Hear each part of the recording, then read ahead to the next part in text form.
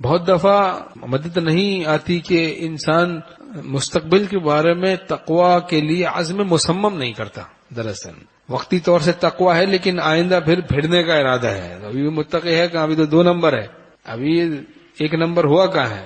اب عزم دل سے ارادہ کہ جان دے دوں گا, گناہ نہیں کروں گا, مستقبل میں چاہے کچھ بھی ہوگا میں شریعت پر چلوں گا. پھر کچھ وقت تک تھوڑا سی آزمائش رہتی ہے, پھر مدد آ جاتی ہے خدا کی.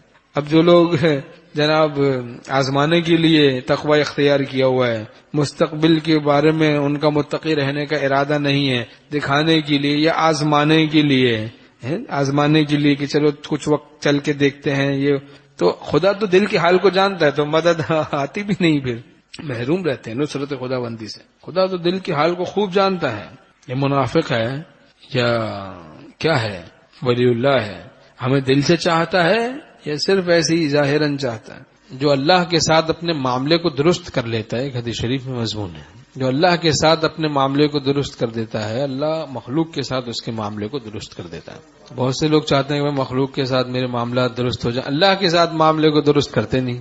اللہ کے ساتھ معاملے کو درست کر دیں, مخلوق کے ساتھ معاملہ درست ہو جائے گا. ایسے ایک جگہ ہم نے کہا بھائی دیکھو, کام بنانا تو ان کا کام ہے, ہمارا کام ان پر مرنا ہے, ان کے احکام پر عمل کرنا ہے, ان کے ساتھ جینا ہے, ان پر مرنا ہے, یہ ہمارا کام ہے. ان کا کام ہے ہمارے سارے کام بنانا. اب ہم ان کے کام میں لگ گئے کہ اپنے کام دنیا کے بنانے کے چکر میں تو لگ گئے, اور ان کو منانا جو ہمارا اصل کام تھا وہ ہم نے چھوڑ دیا. اب کیسے کام بنیں گے بھائی؟ وَمَن يَتَّقِ اللَّهَ يَجْعَل لَّهُ مَخْرَجًا وَيَرْزُقْهُ مِنْ حَيْثُ لَا يَحْتَسِبُ. جو گناہوں سے بچے گا اللہ اس کے لیے مخرج بنا دے گا, پریشانیوں سے نکلنے کا اللہ راستہ پیدا کر دے گا, ایسی جگہ سے رزق دے گا جہاں سے گمان بھی نہیں ہوگا.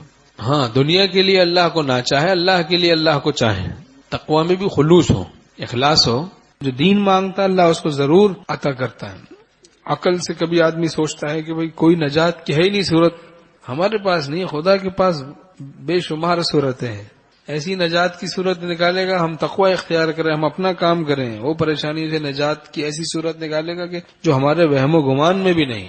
بارہا اہل تقوی اس کا مشاہدہ کرتے ہیں. وَمَن يَتَّقِ اللَّهَ يَجْعَل لَّهُ مَخْرَجًا وَيَرْزُقْهُ مِنْ حَيْثُ لَا يَحْتَسِبُ. جو گناہوں سے بچے گا اللہ اس کے لیے مخرج بنا دے گا, ایسی جگہ سے رزق عطا کرے گا جہاں سے اس کو گمان بھی نہیں ہوگا.